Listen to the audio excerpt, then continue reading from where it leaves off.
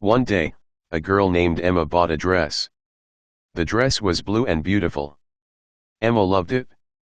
But when she got home, she saw a problem. The dress was too big. Emma was sad. She wanted to wear the dress to a party.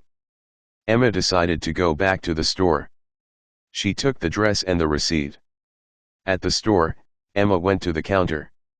She said to the worker, "Hello, this dress is too big. Can I change it for a smaller size?"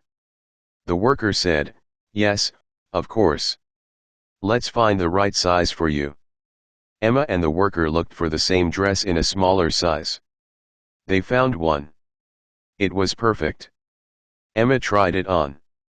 It fit well. Emma was happy. She said, "Thank you" to the worker. The worker said, "You're welcome. Enjoy the party." Emma went to the party with her new dress. She felt beautiful. Emma was very happy with her dress. What was the problem with the dress Emma bought? What did Emma do to solve the problem?